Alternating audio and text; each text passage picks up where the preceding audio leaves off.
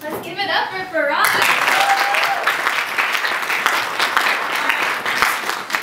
Our next performer. So our last local performer will be two sisters, Nabiha Salim and Jamila Winters.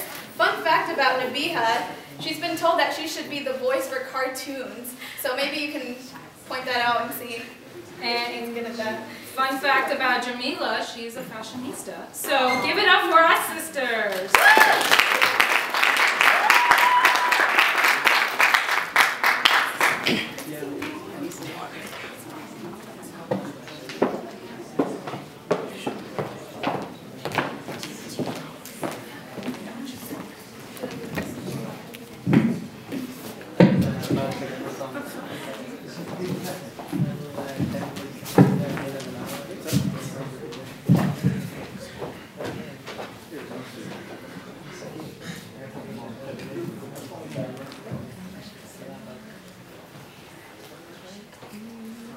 This is a poem about awareness.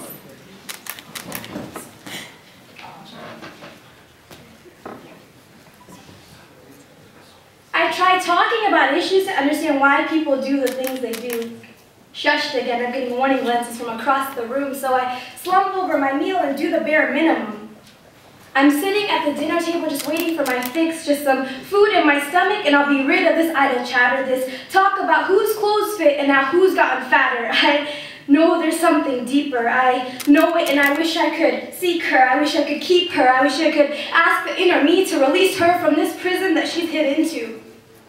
Because when I look within, I'm faced with my own demise, these tears that don't cry, these stifled cries reminding me why I need to do something soon. But at the end of the day, I always hear them say, "Honey, that's not dinner table talk." It's 7 on the dot, and you know what that means. Mom's calling from the kitchen as I drag my feet closer and closer to what is pushing me further away. "Hun, did you watch the latest gossip on Kim K?" These people who are stuck on the constant mindless bickering, they fail to realize the problems of the world.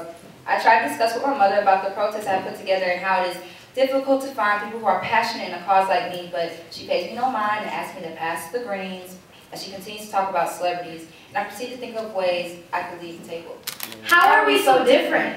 But then again, are there even any other people like me who see what I see when my mom raises her eyebrow with a look of unease, once again silencing me? As I sit at the dinner table waiting patiently, because at the end of the day, I always hear them say, "Honey, that's not dinner table talk." Walking hunched over now as a bitter cold strikes my face and then the passerby hands me a flyer. "Get involved, you are the change." I take the flyer and roll my eyes.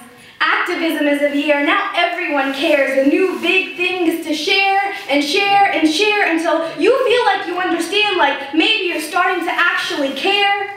Didn't you hear? It's the biggest flare, it's the new year, it's the time for change, it's the time to fill your streets with protesters everywhere. Why are you protesting? What are you here for? How hard is it to get one to resonate with me, to feel the passion I have for what I would fight for, Die for, to see the change that I could bring. But not only me, what can you do to change this world? Because my vision seems so absurd, and many have heard the same things before again and again. They say, starve the ego and feed the soul, but my plate's wiped clean and I'm hungry for the break in between that allows some peace of mind. I was just unwinding from this madness when I decided to understand why awareness is so important.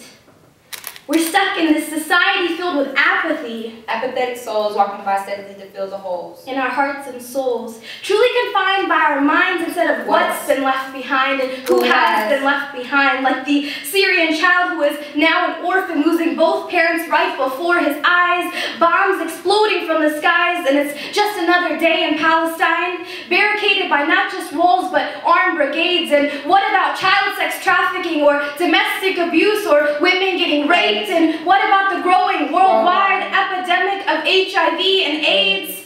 The facts remain that these transmitted diseases and the help that is being sought is far below what it could be. But at the end of the day, I always hear them say, honey, that's not dinner table talk. And what about the crime rates in all these cities? I've learned that it's only getting higher and shots are constantly being fired. Bang bang is all the streets here. The constant crying of mothers as they hear their child laying on the cold, red painted concrete. See, imagine, Mom. Do you think it would make a difference?